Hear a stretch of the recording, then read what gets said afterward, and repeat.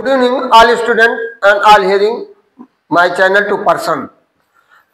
तो मेरा सर्वप्रथम आप लोगों से अनुरोध है कि वीडियो को अंत तक देखिए और चैनल को ज़्यादा से ज़्यादा सब्सक्राइब करके, जिससे आपको तरह तरह के मोटिवेशनल कमेंट आपको मिलते रहें और आपको आपके भविष्य से संबंधित मैं आपको जानकारियाँ देता रहूं और इसके अलावा ग्रामर संबंधित भी पढ़ाई आपको देता रहूंगा। तो मेरा सबसे पहले निवेदन है कि 24-25 का सत्र समाप्त हो रहा है और 25 और 26 का सत्र शुरू होने वाला है।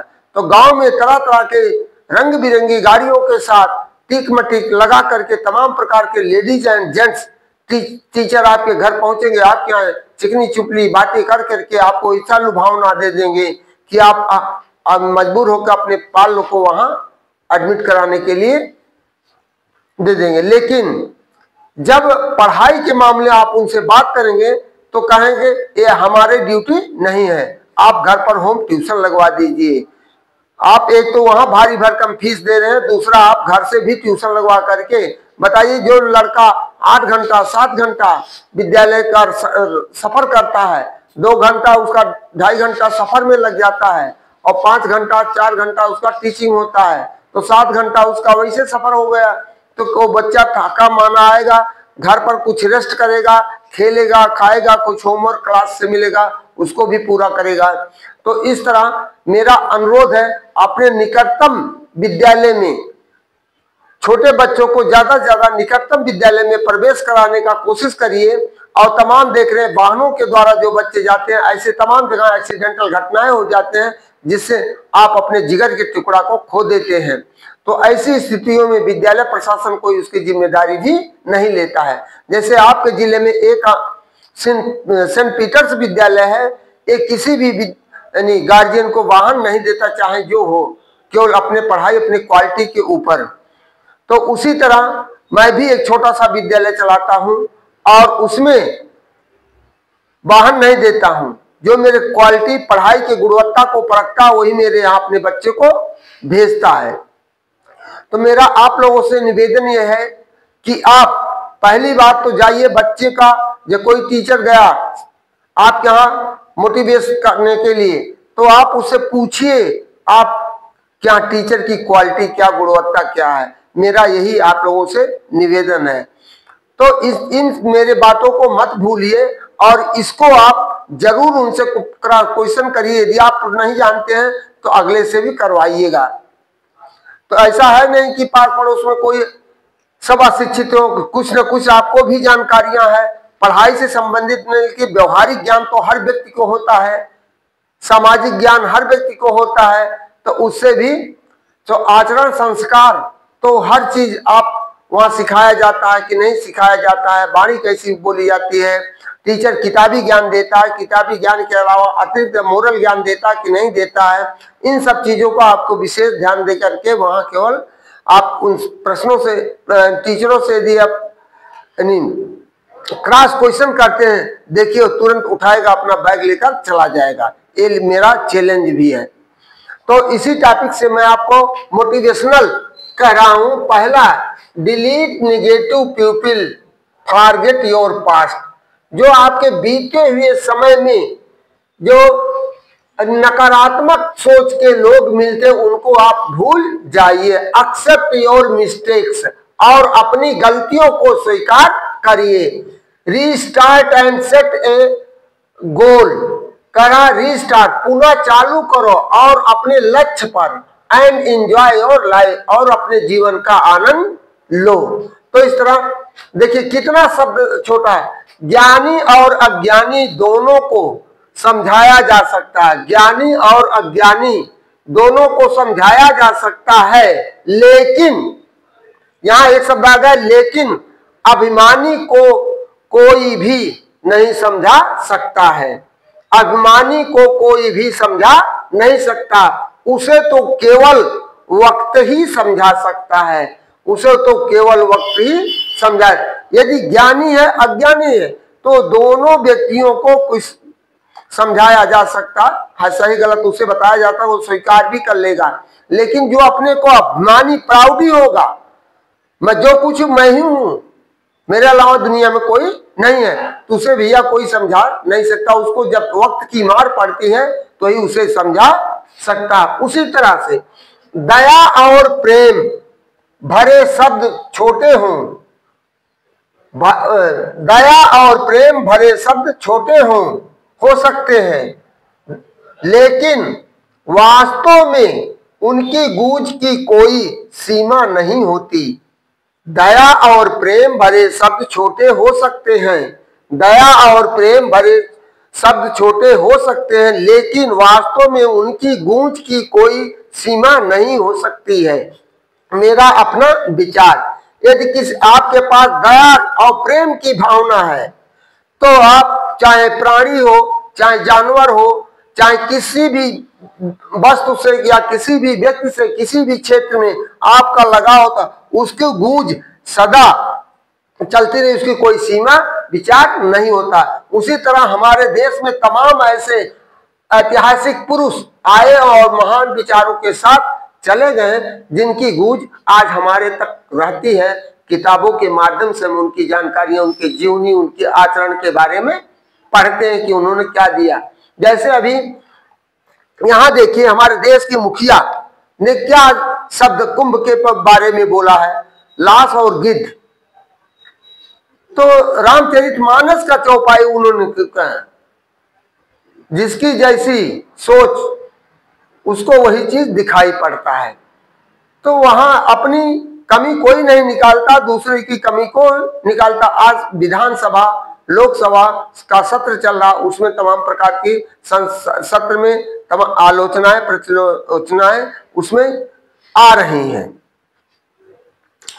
तो सोच अपनी व्यवस्था कोई नहीं दे सकता। हमने क्या व्यवस्था, क्या केवल प्रोपोगंडा उठा करके इतने लोगों को किए।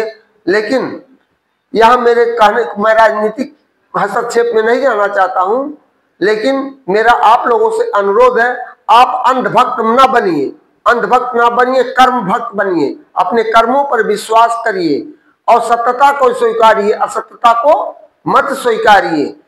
यानी सबसे बड़ा पापी वही होता है जो सत्य को के सामने भी ना टिक करके असत्य को मान लेता है, वही सबसे बड़ा पापी होता है।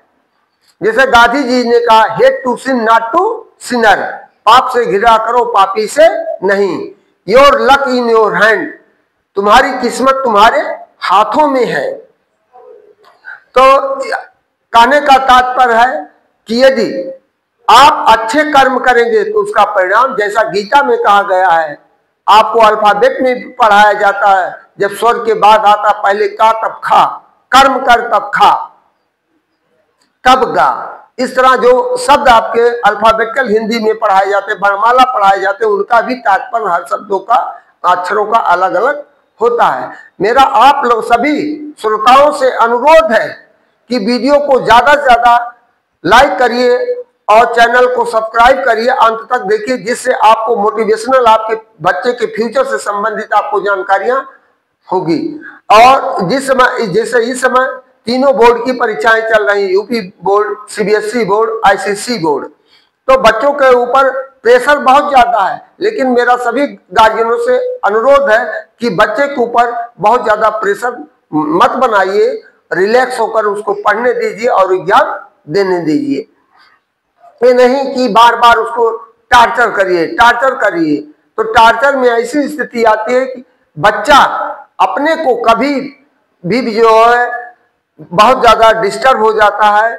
ऐसी स्थिति में वह नर्वस हो जाता है और तनावग्रस्त हो जाता है।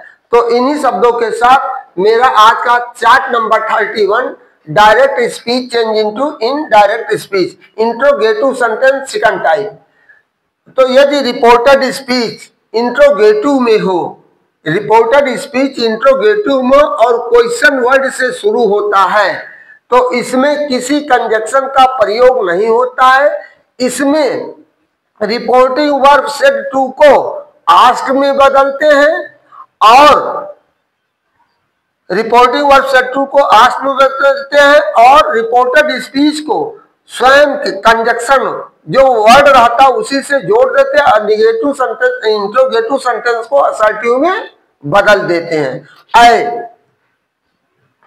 जैसे देखिए कोई पहला डायरेक्ट में Ravi said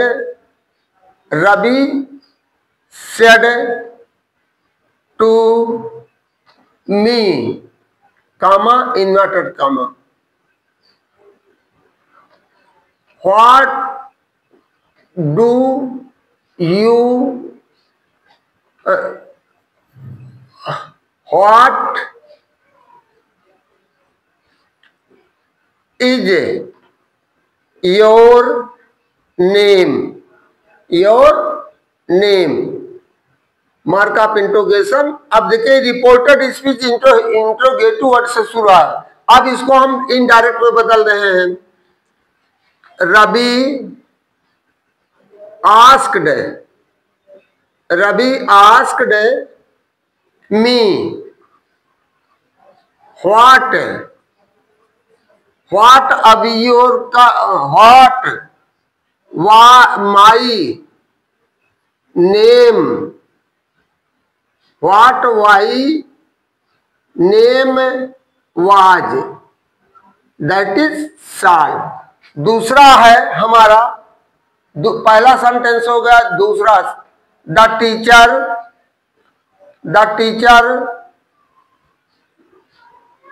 said,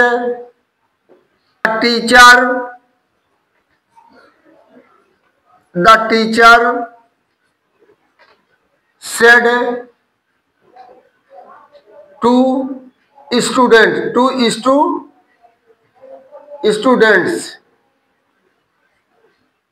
student comma inverted comma में देखिए, चूंकि शॉर्ट होने के जगह के नाते हम इसमें लिख रहे हैं student. Why do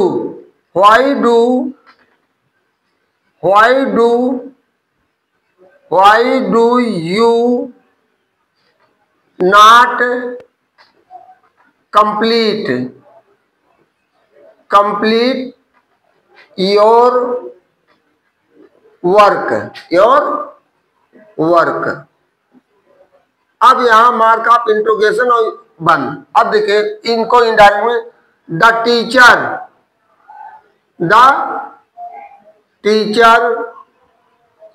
asked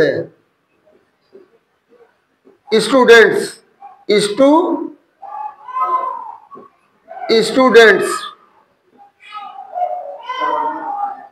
why. अब देखिए यहां आया है student you, why they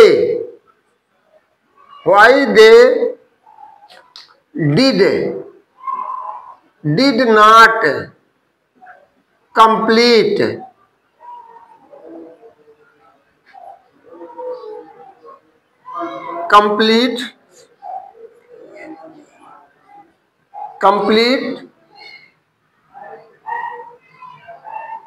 their work,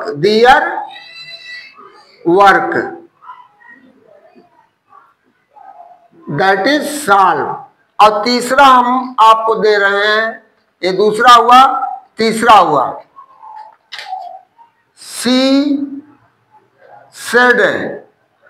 she said to us comma inverted comma,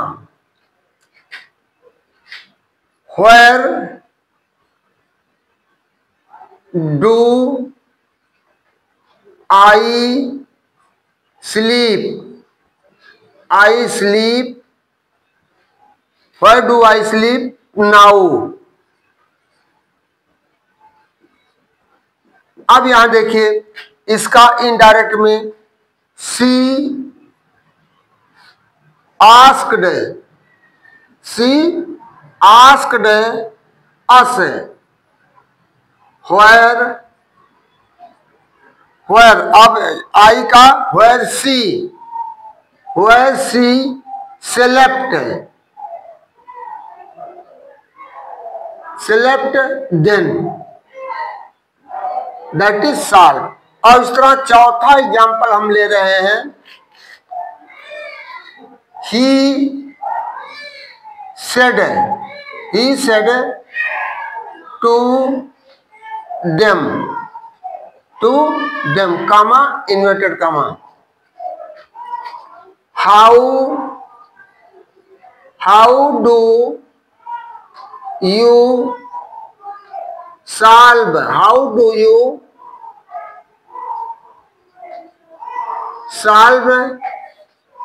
these problems,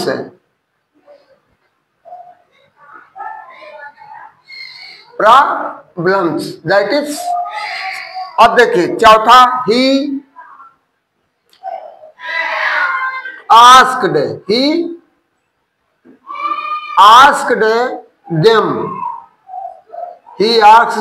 them। अब हाउ, अब इसके अनुसार हो जाएगा how they solved.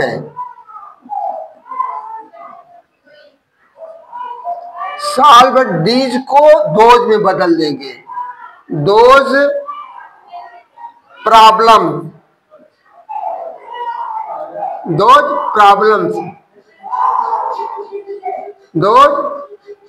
Problems that is solve. तो इस तरह हमारा 4 एग्जाम्पल हमने आपको दिया है, और वीडियो ज्यादा लंबा हो जाता है इसलिए हम आपको नियम केवल दे सकते हैं, लेकिन 123 बटा सन का आप भूलेंगे नहीं। तो सन तो नहीं भूलेंगे, तो यदि कहने का तात्पर्य, यदि रिपोर्टेड स्पीच में फर्स्ट पर्सन का प्रोनाउन आता है आई और वी, तो सब्जेक्ट के अनुसार बदलते हैं आई और वी। और ये सेकंड पर्सन का प्रोनाउन आता है यू, तो ऑब्जेक्ट के अनुसार। और थर्ड पर्सन का pronoun he see it they आते हैं, तो नो चेंज, इनडायरेक्ट बनाते समय किया जाएगा। अन्य शेष नियम पर अपने अनुसार चलते रहेंगे। कल के वीडियो में हमारा तो एक चीज एक्सेप्शन में भी आता है, यदि रिपोर्टिंग वर्ब पास्ट टेंस में होता है, यदि रिपोर्टिंग वर्ब पास्ट टेंस में होता और reported speech universal truth habitual action या ऐतिहासिक इवेंट देता है, तो वहां पर भी डायरेक्ट से इनडायरेक्ट बनाते समय उसके कालों में कोई परिवर्तन नहीं होगा। नहीं तो आप ये सोचिए कि उसमें बताया गया है कि रिपोर्टिंग वर्ब पास्ट टेंस, तो रिपोर्टेड स्पीच प्रेजेंट में हो तो पास्ट टेंस में बदल दिया जाता है। लेकिन आप इन चीजों को ध्यान में रखिए, यदि रिपोर्टिंग वर्ब पास्ट टेंस में होता है और रिपोर्टेड स्पीच प्रेजेंट टेंस में होता है, लेकिन वह यूनिवर्सल ट्रूथ हो, सार्वभौमिक सत्य हो, इवेंट है, कोई घटना हो, ऐतिहासिक इवेंट हो, ऐतिहासिक मॉन्यूमेंट हो, और प्रोवर्ब हो, कहावत हो, तो वहां आप डायरेक्ट से इनडायरेक्ट बनाते समय इसमें परिवर्तन नहीं करेंगे। तो इन्हीं शब्दों के साथ, और इसका कल हम आपको दे देंगे पूरा डिटेल में। तो आज हम यहीं पर अपना वीडियो समाप्त करते हैं। तो मेरा आप सभी से अनुरोध है कि चैनल को ज्यादा से ज्यादा सब्सक्राइब करिए और वीडियो को लाइक करिए। इन्हीं शब्दों के साथ मैं आपसे गुजारिश करता हूं, जो हमने सहयोग राशि के लिए दिया है, यदि आप थोड़ा थोड़ा देते हैं तो दान देने से कभी घटता नहीं और उससे किसी की मदद भी हो सकती है। इन्हीं शब्दों के साथ मैं आपसे पूर्ण अलविदा करते हुए गुड इवनिंग, थैंक यू।